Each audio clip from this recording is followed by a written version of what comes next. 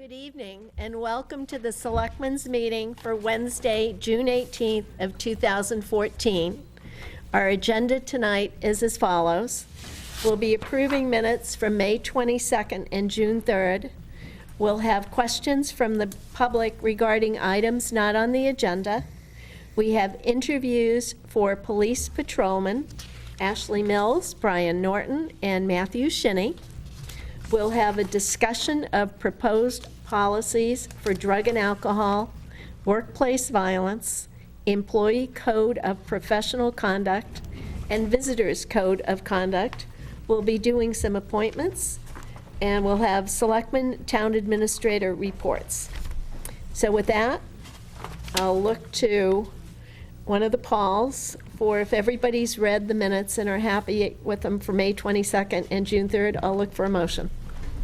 I'll move that we approve the minutes of May 22, 2014 as revised as of 6/17/14 and the minutes of June 3rd, 2014 as written.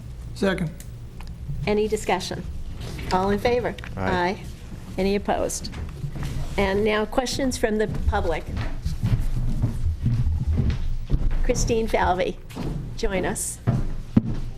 Good evening. I'm Christine Falvey from 12 Isaac Sprague Drive. I'm not sure it's a question, maybe more of a statement. And I don't know, so I'm not clear if you did receive the letter that was emailed last night to the Board of Selectmen. If you didn't, here is a copy. Thank you very much. You have it, you folded. Here, take mine. And for the record, I did send it to Carol Meyer of the Journal. Okay, great, thank you. So I'm just speaking quickly on behalf of a group that really represents Hingham Youth Soccer, Hingham Youth Lacrosse, Hingham Youth Football, the Hingham Sports Partnership, Margaret Condy as our athletic director from Hingham High School, and our newly formed SNAP organization. And we really just, in our letter, and I won't read the letter because it is a little lengthy, wanted to just sort of lend our support to the current thinking about the possibility of putting in a turf field at the middle school project. I know it's initial thinking, and there's a lot of discussion and planning that needs to go into it. But as you probably are aware, we are a very short supply of fields in Hingham, especially when you have a rainy spring like we had this past spring. And I think with the incredible experience that we've had with the turf field at the high school and how much use that's been able to have, since last fall, we've all probably in the town learned a good lesson about how much turf can really make a difference. So we just wanted to come together, let you know that many of the youth organizations in particular who are really in dire need of more fields in Hingham would really love to see this have some serious consideration. And so that's basically what the letter says. Thank you. Thank you for a really comprehensive letter. We appreciate that. We can't take it up as an agenda item, but I think we can make some brief comments on it. So, thank you. Paul? I'd just like to hold for a little bit. I just had it brought to me, so I haven't even read it. Okay. Sure. Christine, thank you. I agree with you that the experience that we've had with I don't know why I always think of Tom Hoffman when we talk about the fields and the meetings that went on and how much extra use we get out of the turf fields, but I know he would speak of it quite often. And we're fortunate to have so many young kids involved in sports, and I think we'll take a good look at this issue. I know we just got the letter, and we look forward to talking more to you and members of the school committee as well, I'm sure, down the line. And I'll echo everything Paul has said, and we certainly support the effort to look into what all this means in terms of cost and will it fit, in fact, and then what will we lose, if anything. And I know you all are having the building committee, let me correct myself. The building committee is having a meeting on the 24th of this month to begin exploring this even further, and I would urge everybody that's interested to come and listen. And I know, because I've been studying this for a long time, that we do not have enough fields in town. We don't actually have a master plan to support this. But if you track it and follow what goes on with youth sports and old folk sports, and now SNAP, which is the Special Needs Athletic Partnership, we do need more facilities that can be used consistently. a great deal of money, and this is something kind of hidden, a great deal of money is spent for kids and adults having to use fields out of town when our fields are not playable. And there is information on that, on the amount of money. So it is worth looking into. I don't know where we'll end up, but we'd certainly support, and we will put this as an agenda item at some point. But everybody who's interested, come to the 24th. Julie. Oh, sorry. Cindy, sorry. Oh, yes. It's actually on the same topic. Yeah. Cynthia Galco, 45 Lincoln Sorry, Street. Cynthia. No problem. I just wanted to give a different opinion, and actually wanted to say it has absolutely nothing to do with turf fields or not turf fields. I'm actually ambivalent about that.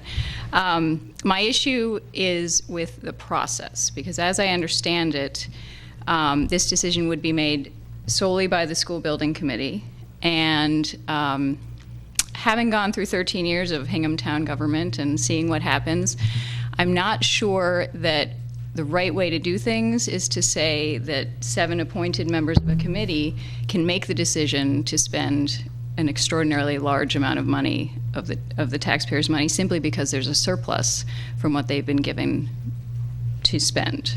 So I guess I would say that, you know, as a friend told me today, just because you can do it doesn't mean you should. And I would suggest that it might be a good idea to bring it in some way, shape, or form to a larger audience to get their opinion before the money is just spent. That's a good point. And I think the meeting on the 24th Is a great opportunity, yes. everybody should be there who has some interest. And then I'm sure there'll be follow-up meetings as well. Okay, thank you. I'd just like to comment briefly. I spoke to Ray about this last week when the idea was germinating. And I am very aware of the paucity of the available natural fields, having dealt with this issue for over a decade. I think the idea has merit. I think the school committee will do an excellent job socializing it, so those that support it and those that raise questions about it will have a forum to speak to it, and I look forward to that occurring. But from a conceptual idea, you know, I see why they're doing it now. Cool. Anything else, Paul? Nope. Thank you all very much for coming. And now we'll turn it over to Chief Perrano. Good evening. And tonight we're going to be interviewing 3 police officers for 2 vacancies we have in our department. So I think we'll get it going right off the bat here. The first candidate will be candidate Ashley Melz. Join us, Ashley. Come and sit over there. Okay. Thank you. Thanks. Nice to meet you. Nice to meet you as well. How you doing? Thank you.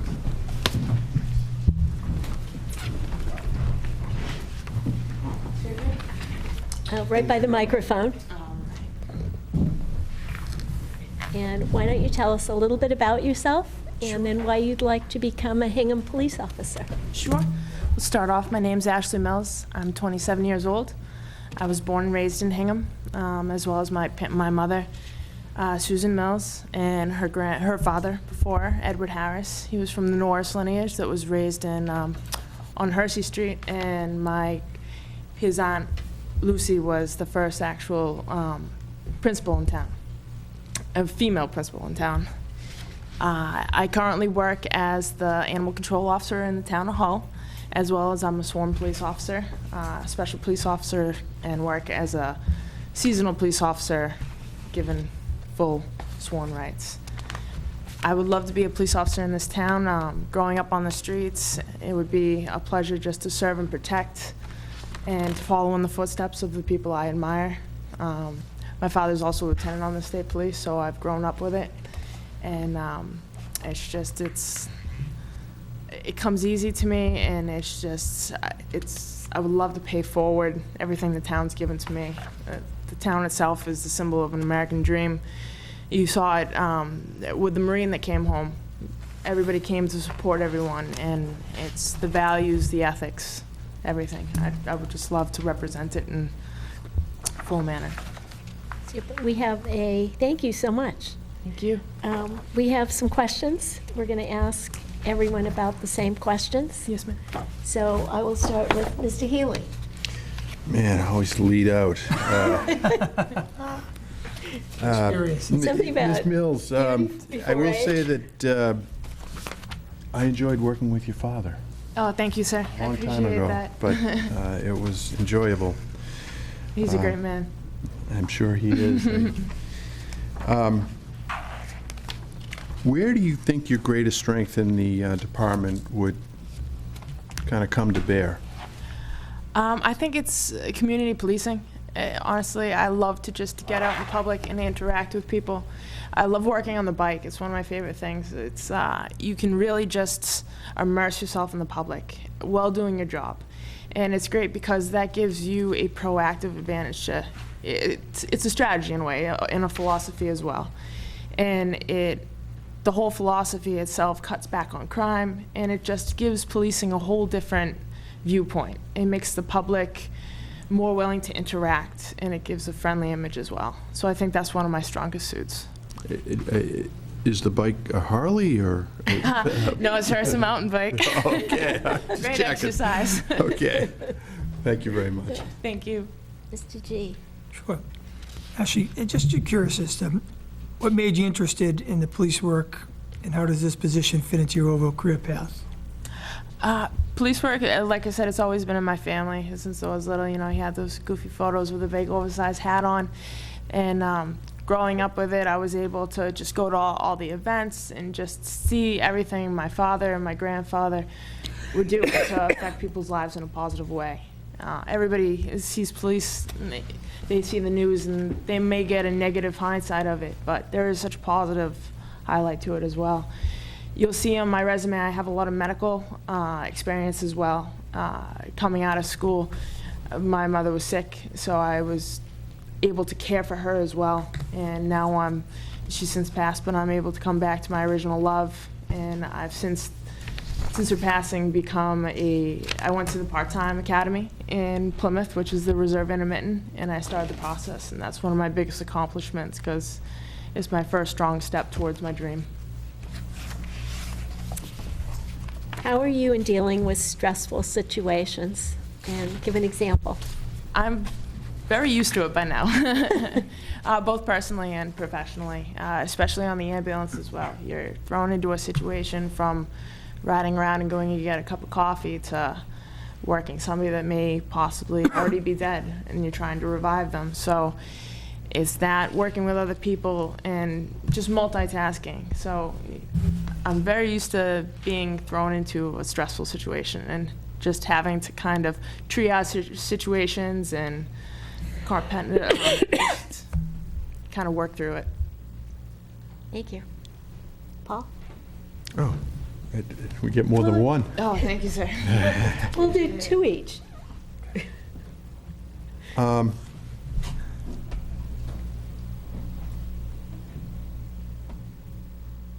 You know, I don't think I have any further questions. Thank you, sir. I'm good. Thank you. Wow. I'll give you one. No, turn to, if you could describe yourself in 3 words, what would they be? 3 words, I would say compassionate would be one. Athletic, just it's a pride of mine as well. And professional as well. Thank you. Maybe you could tell us, I know you said you had a lot of experience, what was the most difficult situation you faced? The most difficult situation I faced probably was in a booking scenario. You know, we were dealing with 2 females that were under the influence of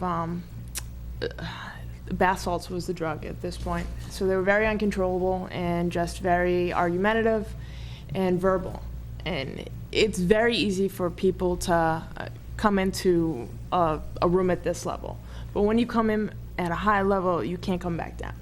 So you really have to use verbal techniques to control people, or else it'll escalate into something that it doesn't need to go. So that would probably be one of the best cases, because as you are getting yelled at and called certain names and whatnot, you keep your composure, and you know that once they're booked, they'll be in the cell and the process is underway. and it'll be over and your job's done. I have a question. Please, go ahead. How would you characterize your writing skills? My writing skills, I feel, are very strong, especially given documentation for 5 to 6 years on the ambulance, and plus having 2 years now writing police reports. I've also gone in front of the town government in Hull for certain cases with dogs and whatnot, so I've had to present paperwork and letters and legality issues as well. Thank you. Do you have any questions for us? Not that I can think of. Do you want to tell us any last things about yourself? I would just like to thank you all for the opportunity, first off, and I would just like to, hopefully be one step closer to reaching my dream. My goal is longevity, and Hingham is the place I'd love to be. Thank you so much. Thank you. Thank you. Thank you, sir. Yep. Thank you. Nice job. Nice to meet you. Very nice to meet you. Thank you, sir. I'm from 10. Good. Okay. What do you mean? Do you have a problem with short people? Depends what side of the door you're on.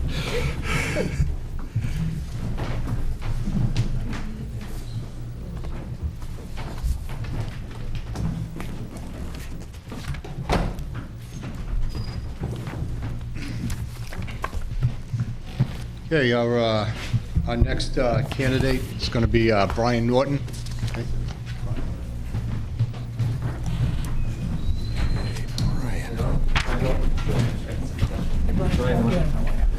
Nice to meet you. Paul Healy, how are you? Nice to meet you. Nice to meet you. I brought down a focus my resume. Great. Take a peekaboo. Thank you. Down. Got the shield. Thank you.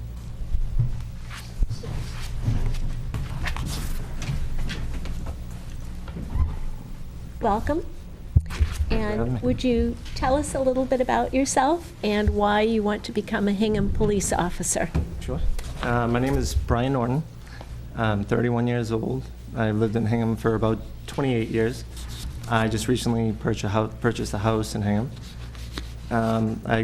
I went to Foster School, junior high here. I graduated from the high school. I just received my bachelor's degree in criminal justice from Curry. I'm a full-time police officer for the Department of Veterans Affairs. I've been there for about 6 years. I work as a patrolman and a department prosecutor. And I guess most importantly, I'm getting married August 28th, and I'll be the stepfather of a beautiful 5-year-old girl. Wow. And why do you want to become a police officer in Hingham?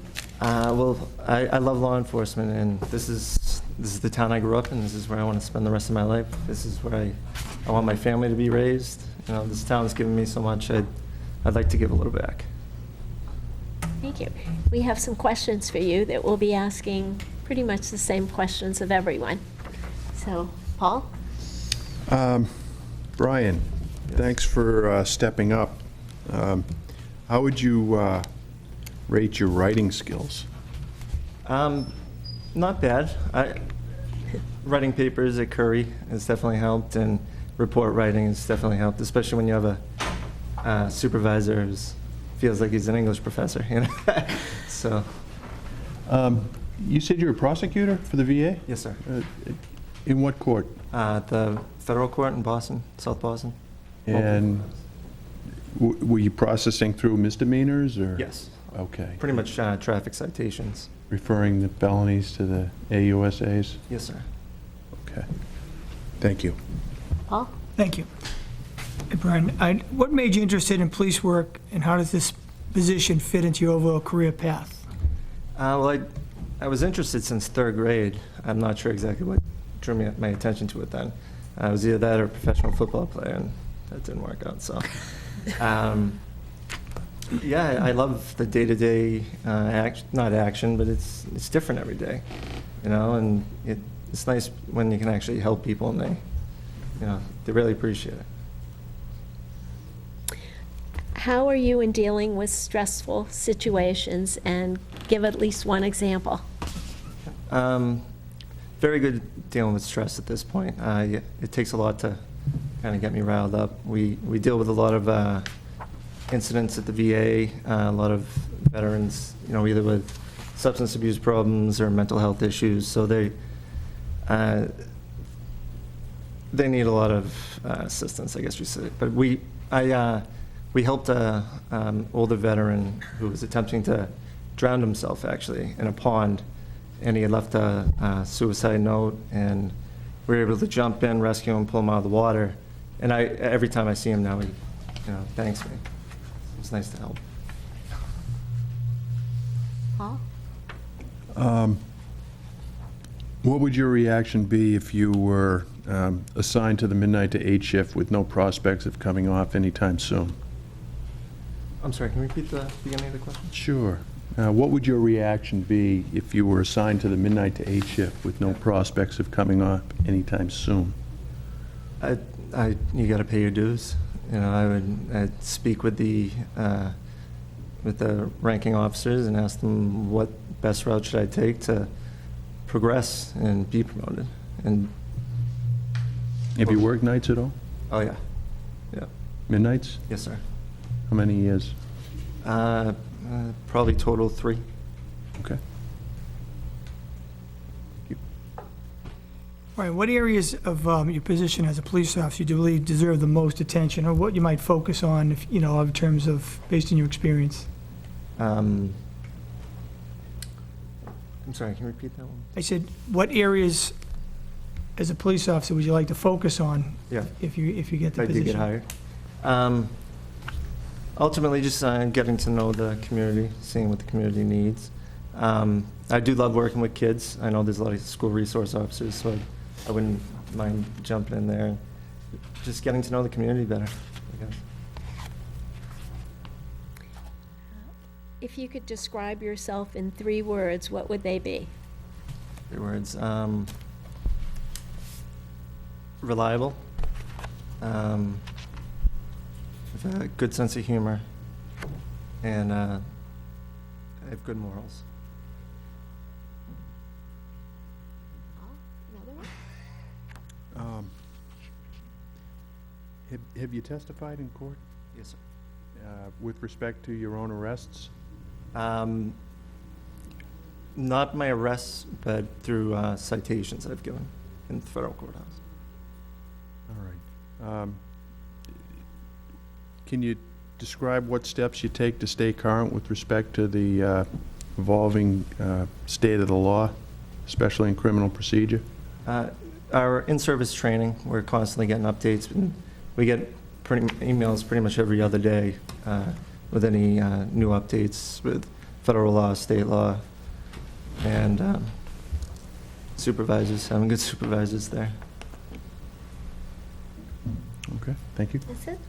Paul, another one? Is there anything else, is there anything you'd like to ask us? What would you say you're looking for in a Hingham police officer? Paul, you were one. I was a police officer in the town of Hingham. It's the commitment to the mission of police work and service to the town of Hingham and its residents, but also to the citizens of this country that pass through this place, so that if and when they have an experience or an encounter with the Hingham police, they feel that they were treated fairly and professionally. Absolutely. I guess I'll answer it. We expect much more from our public safety professionals than we do others, and we have very high standards for everyone. I would say everything that Paul said, but also a real commitment to integrity, honesty, and living your life as though you wore the blue uniform every day, all day. I really don't have anything to add. I just have one. I noticed you live in town, which I think is great. It's very positive.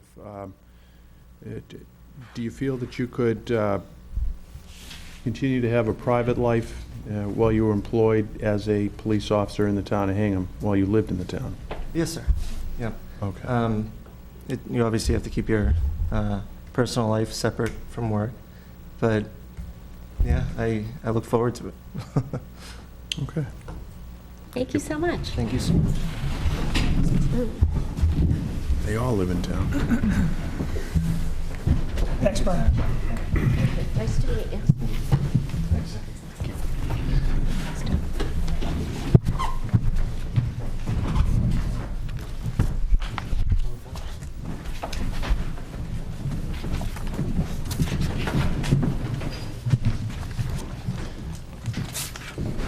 Okay, our third candidate will be Matthew Shinny.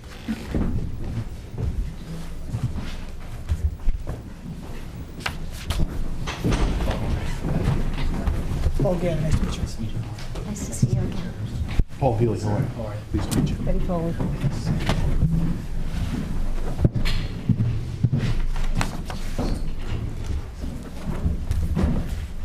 Matthew, thank you very much for applying. Oh, thank you, ma'am. And thank you for this very nice package. You're welcome.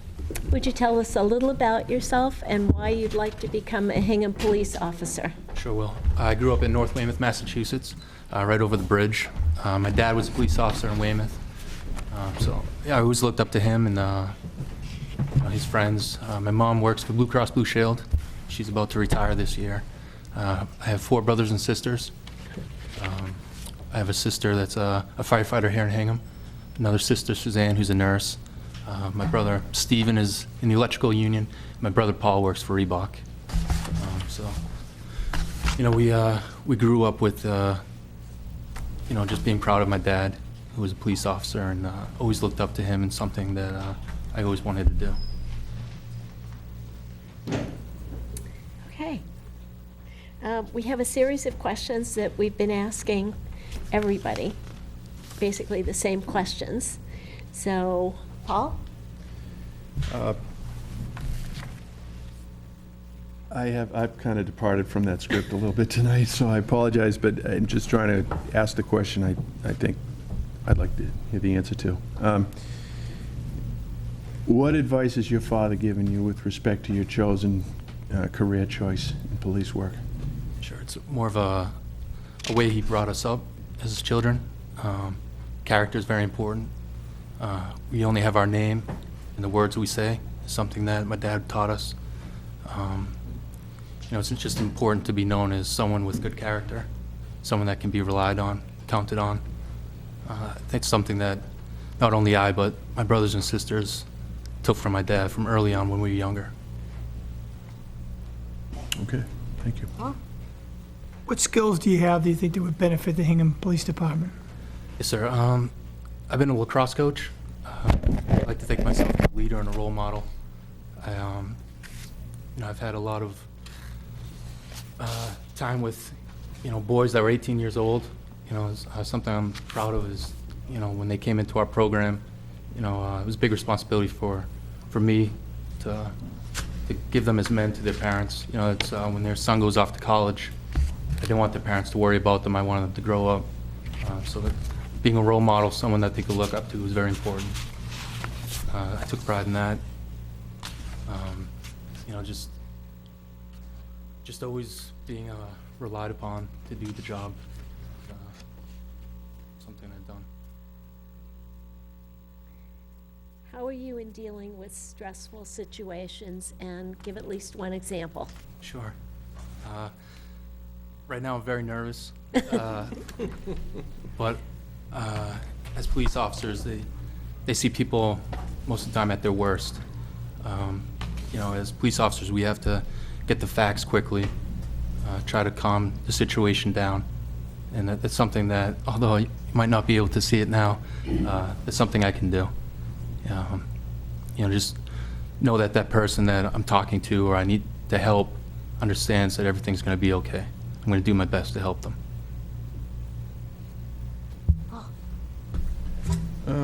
Was your uncle serving at St. Agatha's in the early 80s, Mr. Shinny? No, sir. He was in the city. It's my Uncle Joe. You got more than one uncle wearing the cloth? I also have Uncle Jim, who's the deacon. Okay. You're an Eagle Scout, too, is that? Uncle Joe was an Eagle Scout. I believe that's what he meant Okay. in the letter. All right. I very much enjoyed the letter from Thank you. Father McLaughlin. Thank you. It was a nice package you put together. Very I nice. appreciate it. Yes. Mr. G. Just tell me maybe a little bit about your training. I see that it's Southeastern Mass Police Training Academy. Yes, sir. Just tell me maybe when you were there and a Sure. little bit about that. It was a 20-week program. I was there from last July to November. Town of Swansea sponsored me. I had to pay my way through the Reserve Academy. And then it's an hour and 15-minute ride, you know, when I left work and then coming home. I was very happy to be able to go to the academy with Swansea sponsoring me to go. I learned a lot. You know, I really got excited about the chance to be able to do this. You know, the classroom, you know, the hours of studying, and you know, I took a lot from it, from, you know, law itself. If I could say, it's almost like being a doctor, where medicine's always changing, or a way to treat people. Same thing with law. It's always changing in police work, so you have to stay up to date. That's one of the things I took from it, is that, you know, you have to go to classes, you have to just stay up to date with everything that's evolving. One more question. Thank you. In your opinion, what is the most important aspect of community policing in our community? We have a beautiful town. I'm happy to live here. And the, you know, the cooperation between both the community and the police department. It just came from our graduation from the Citizens Police Academy. You know, and just the way that the officers are genuine. When they came, they taught classes. I was very happy to see that they just didn't show up. They cared to be there. They volunteered their time. You know, just transparency of our department. We were able to see exactly how it runs, the ins and the outs. It was a great way to have a face with the name of the officers. They went out there, they, you know, greeted us, they asked, they answered all the questions, they spent time with us. So taking away just the relationship that this town has with the police department is wonderful. That's something that I enjoyed. Thank you. Mr. Shinny, you're hired as a Hingham police officer. Where do you see yourself on the job in 20 years? I'd like to be a school resource officer. Again, that comes back with the coaching. I enjoy getting my hands dirty with the younger people and just try to be a role model for them. Okay. Thank you. Okay, I'll give you one more. If you could describe yourself in 3 words, what would they be? I'm honest. I'm caring. And just hardworking. Do you have any questions for us? Not right now, man. My mind is I'm on television. Yes, you are. Don't even You're pay looking good on attention to there, it, man. Don't worry about I it. have a communications degree, but it's behind the camera. I didn't want to be in front of it. So, And knowing Caitlin, I'm sure she'll have words for you. sure. He'll watch it, he'll give you critique. She's wonderful. You're in the public eye as a police officer, though. Oh, yeah, it is. Full on. Right. Do you have anything else you want us to know about you? Let's see. You know, my daughter turns 1 this Sunday. I'm a proud dad. You know, becoming a dad is very important. I just want my daughter to be proud of me. Yeah, so I appreciate that. Thank you. Well done. All right, thank you, sir. I'm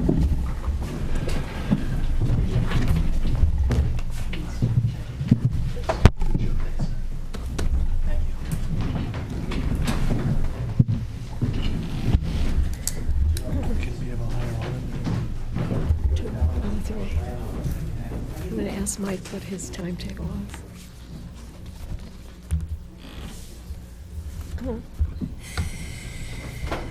Chief, do you have any final words for us, or when do you need us to deliberate and What are the next steps for us? Okay, I believe you have a meeting Tuesday night, 24th, correct? Yes. 24th. I would really appreciate if we could have a decision by then because of the academy. The academy starts September 16th, but we have to have all the paperwork, physicals, and everything in by the end of this month. So Wow. that's why, and what we've been noticing is throughout the whole state is that police departments are hiring, getting back, now that the budgets are getting better. You've seen a lot of hiring going on now to get back to where people used to be. So the seats are filling up fast, so that's why we really need this done next week. You know, so I will have a recommendation for the board by Friday, and I look forward to your decision next Tuesday. Thank you. Thank you so We much. have 2 openings, okay? And I've just found out that we actually are going to have a 3rd opening. I found out that we have an officer who's going to be retiring August 31st, so that would be a 3rd opening. So that's an option for the board. That's why, as you know, my goal has been to get the department fully staffed constantly throughout the year so we don't fall behind. And the people that'll be going to this police academy, they won't be ready for us till just before next summer. So it takes a year to do this process. So that's why this is an option for the board to go with the 3rd candidate, you know. So if you recall, last year, we did the same thing. We actually hired a second candidate because of the lag time it takes. And all that does is drive the overtime budget in the police department and not put the officers that you've budgeted out on the street, so. Can you tell us who announced his retirement, or would you, it's not public yet? No, I think everybody in the department knows, so. Oh, well. Yeah, Detective Jerry McGinnis. Really? By August 31st, he will have done 39 years in the Hingham Police Department. Oh, So, my. So he just let me know that he will be retiring, so.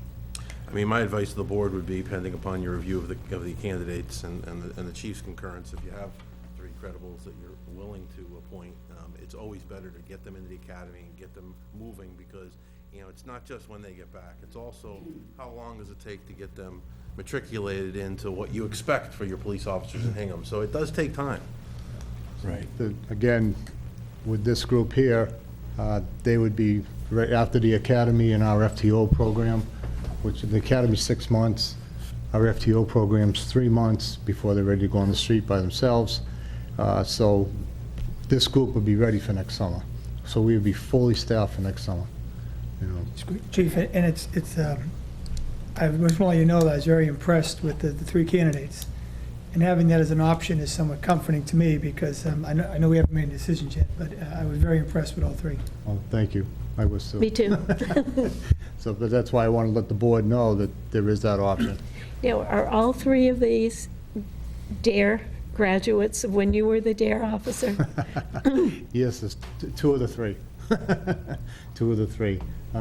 Matt was living in North Weymouth at the time, so he didn't have the luxury of having me as a DARE officer.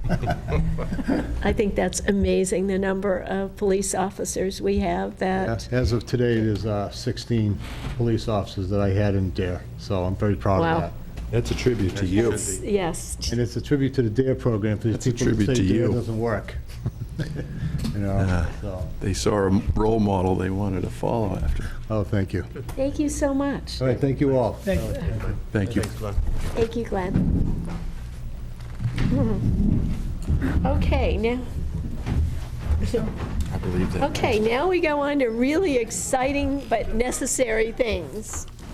The policies. Oh, yeah.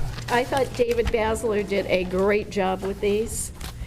Who's doing these, Ted or Betty? Betty will do the first 2, and I'll do the second 2. Okay, that's sharing. First one is the drug and alcohol policy. This is a revision of a policy that is already in place. The first part of the policy talks about safety-sensitive employees, those who would be driving town vehicles or school buses and so forth.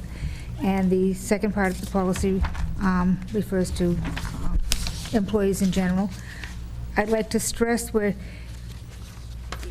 It talks at one point about reasonable suspicion. That is only in case of a supervisor or a department head who has been trained. There's no, this is not a situation where anyone could just say, well, I think. Who has been trained here? David is in the process of arranging training, but right now we have trained people over at a couple of departments. Eddie, can I just ask, what precipitated the changes?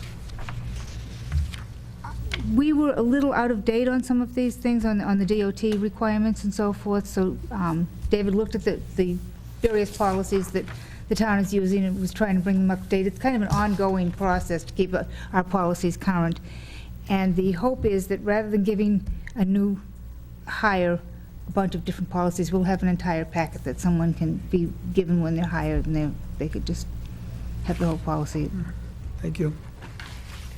I was struck by the amount of change in this one, and I guess maybe it's just catching up. That, and he moved some things around. They're still there, but they, a part of what was in the first section got moved down to the second section, that sort of thing, so it's... Any questions?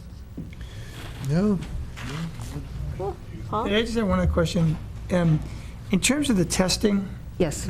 as reading, I'm not sure if that changed, but in terms of where it is done, if you could maybe let me know where the testing is actually. I don't know right now. I can find out for you, and I will let you know. You mean like a third-party lab? Yeah. Right, I just want to There- know It is who third we're party, yeah. dealing with. Is it somebody, Okay. And these will be available for the public to take a look at if they wish?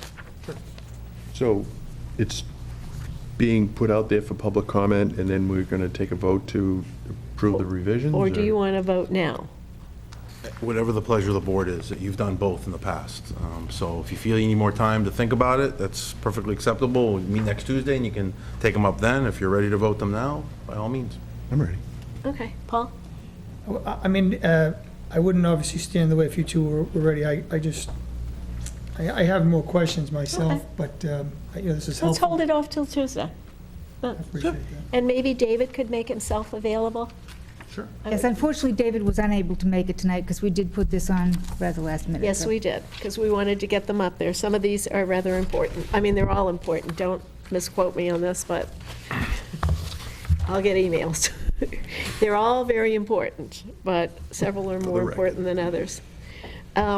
Workplace violence, it's- Workplace violence is an issue that has come to the fore recently, and this is a new policy. We haven't had one before, and it prohibits acts of violence or threats of violence by an employee or a former employee against any other employee or in or about town property. This includes town employees, elected and appointed officials, contractors, vendors, customers, visitors.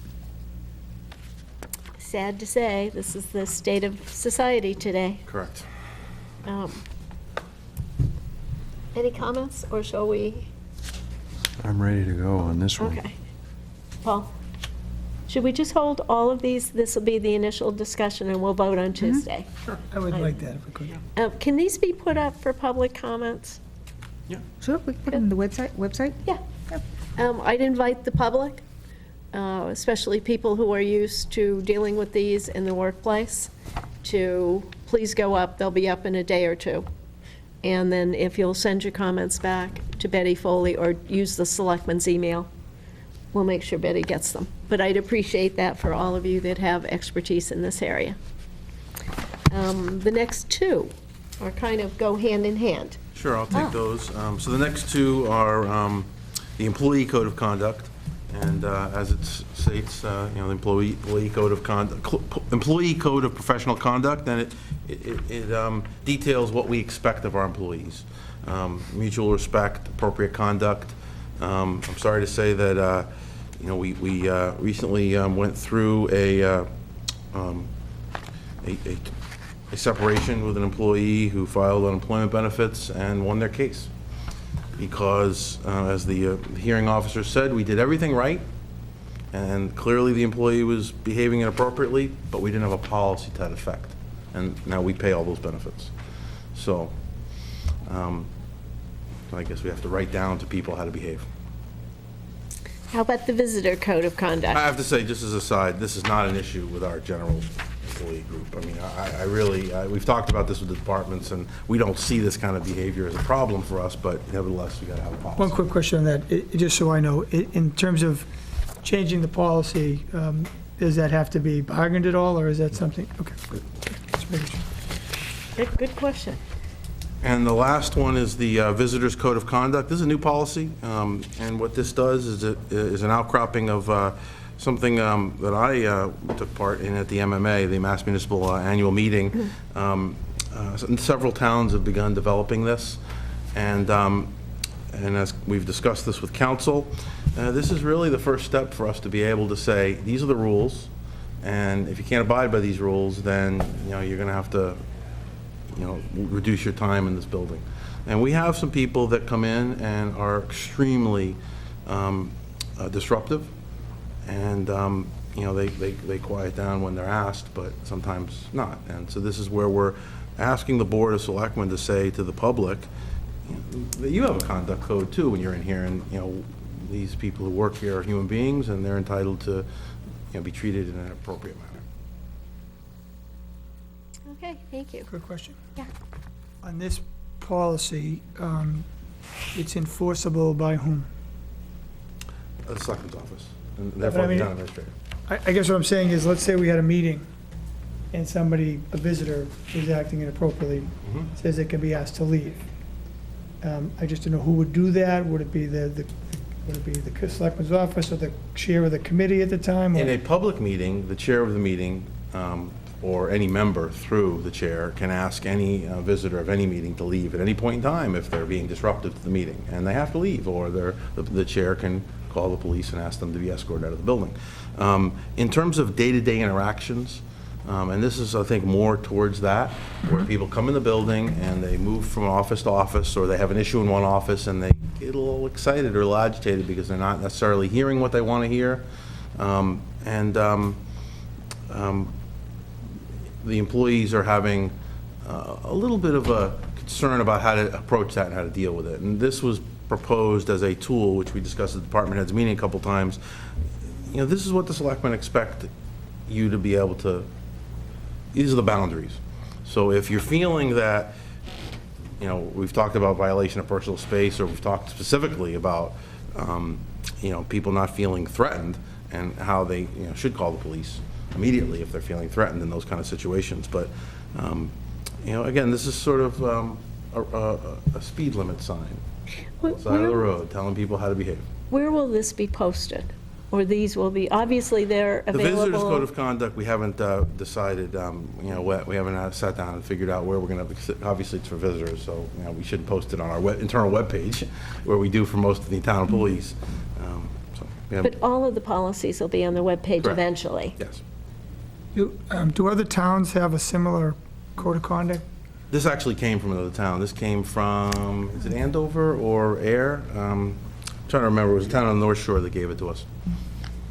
And maybe just a couple of quick questions. In terms of what precipitated this, has this been something that's been discussed by, you said, the department heads for some time? I've had 4 department heads who approached me with concerns about their personal safety in light of citizens coming in and speaking to them in a hostile manner. I've suggested to them that if they feel such threatened, that they need to, call the police and have that person removed from their office. But it's an ongoing thing, and I think what they're looking for is really the Board of Selectmen to say, where are the boundaries here? And what do we do if a person, say, does that, goes from office to office, the office is empowered to do what? Right now, we're I only... mean, if this is implemented.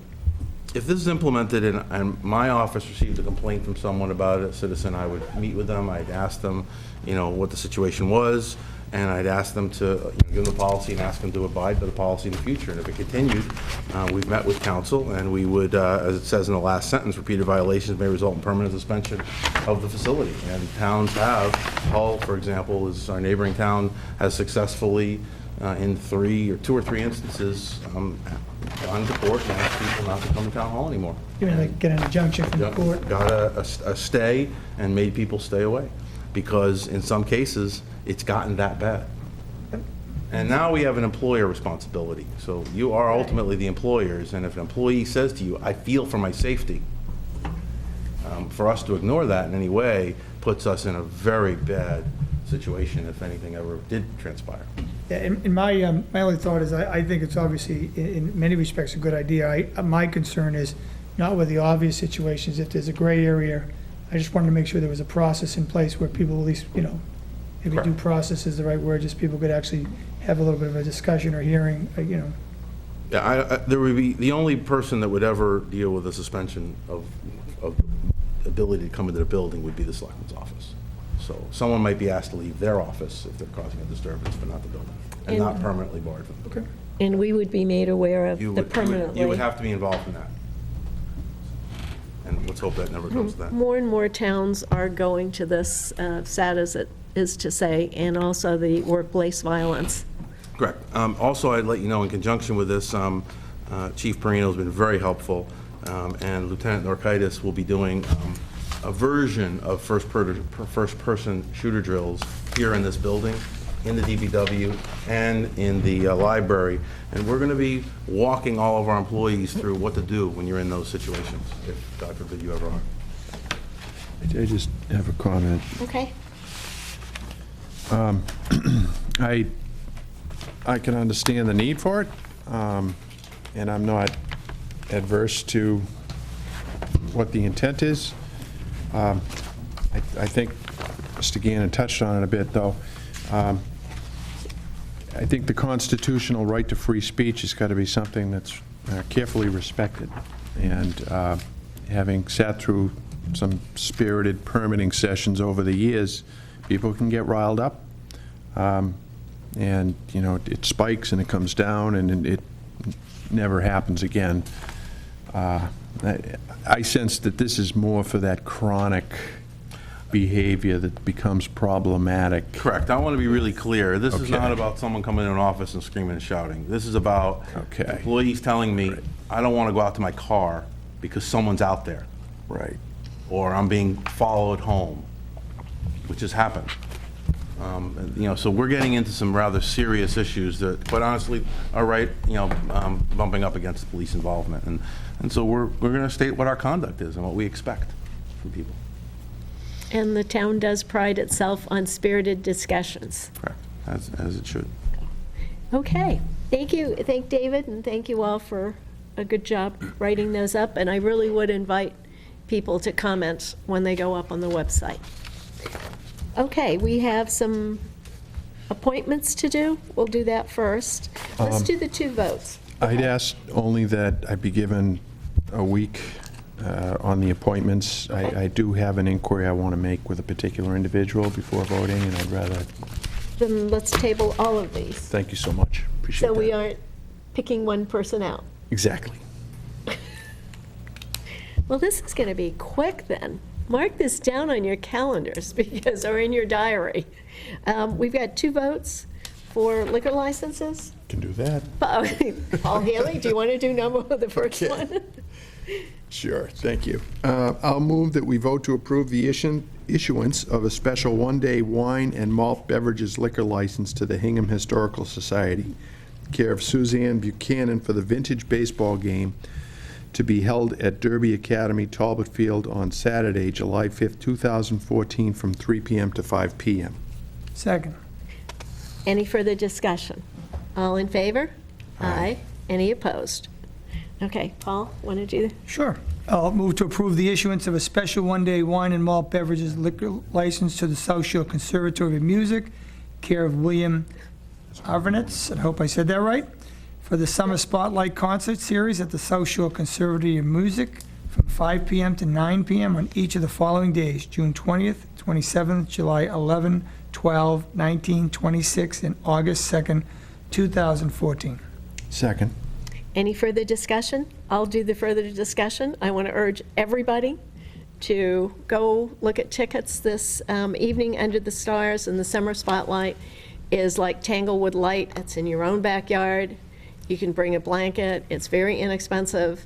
and sit out there for some really great music. And one of the concerts this year is reggae, the Berkeley Stars from Reggae. So it's going to be a great series. Okay, all in favor? Aye. Any opposed?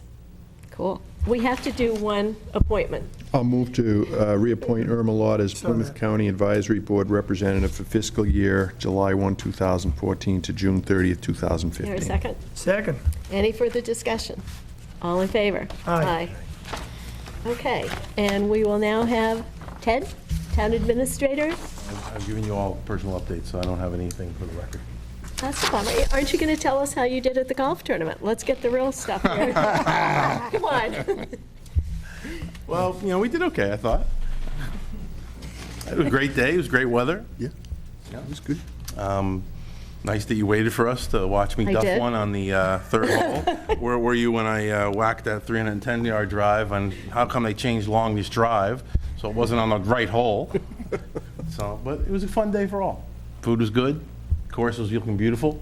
Oh, my God. What a- Congratulations to Jay. I have to say, I had a lot of compliments from people. I play with my brother-in-law, as you know, and he plays a lot of golf. He's not a ringer because he's my brother-in-law. It's my chance to have some time with my family. And but he told me how good that golf course was compared to some of the really good golf courses around this in this region. So we should be proud of that. I'll start with Paul. What do you have?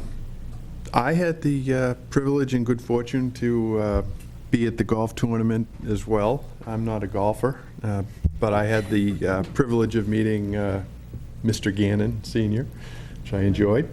I iced my shoulder when I got home, but more fundamentally, thank you for coming to the South Hingham Working Group there the other night. I saw you in the audience, and I thought that was a great meeting. It's on cable, so please watch it. I thought that was a great discussion. It's one of the best, I think. There was a very good exchange with the MAPC representative who used to live in this town, and I thought he had some great insights and analysis. So it's an ongoing effort, work in progress. Please come to the meetings because this is your town, it affects you. Thank you. And maybe, just on the same theme, I want to thank everybody that not only played, but all the people that sponsored to help raise money for the 4th of July parade. It'll make it a better parade. It's already a fantastic day for everybody. And on a personal note, my dad said all he wanted for Father's Day was to play golf with me, and we played Monday, and we had a great day. Which I didn't get to meet him. Oh, I missed you at the end, yeah. Yeah. I did meet Jay McGrail's father. It was adorable. And just a really nice, this was a great day, and that was one of my things to thank everybody for what they did, especially Jay McGrail and Jim Murphy and the 4th of July Parade Committee. They went all out. We had 116 golfers. I think that was the final number. And we could use more, so plan for next year. Never too early to put it on your calendar. But it was a great day, and I have not heard the total amount of money that they raised. But it was great, and it was great seeing everybody, and I do have the pictures. Uh-oh. They will, Jim Murphy's going to put them all up, but where I was on the second hole, which was the hole-in-one hole, I decided, Jim said, why don't you take some pictures? So I took pictures of every foursome that came through, and they're good, very good. Okay, I've got a couple things. Plymouth County is having a meeting tomorrow night. Paul Gannon is going for me since I can't be there, and I've now been appointed to the executive board for Plymouth County. So we're going to try and fix this thing from within. Also, we will have representatives, the commissioners, and probably Tom O'Brien, certainly Ellen Allen, into one of our July meetings. So I would suggest everybody stay tuned for that and ask your questions. Hingham Day at Old Sturbridge Village, this coming Saturday, is opening day, and it's really exciting. The books are here for Hingham Bucket Town. They are absolutely gorgeous. I think if you want one at this point, call Andrea Young. I know they have quite a few of them, but they are stunning books about what Hingham is and the history of it. So Sturbridge on Saturday will be offering special rates for people that live in Hingham. But come out and see, they've declared it Hingham Day. Our fireman statue is, It's $5 a ticket, so it's a break. oh, that's a big break. Yes. So $5 off? Show your ID, Yep, $5 to get in. that's a real deal. Yeah. Because it is quite expensive now, but it's a great take, beautiful place, and hopefully we'll have great weather. June 20th is also the first fundraiser for SNAP, which is the Special Needs Athletic Partnership. If you want to go, it's only $25, cash bar with hors d'oeuvres, and great raffle items and great silent auction items. I know a Pupolo's chocolate basket will be there, sports tickets, just lots of really good stuff.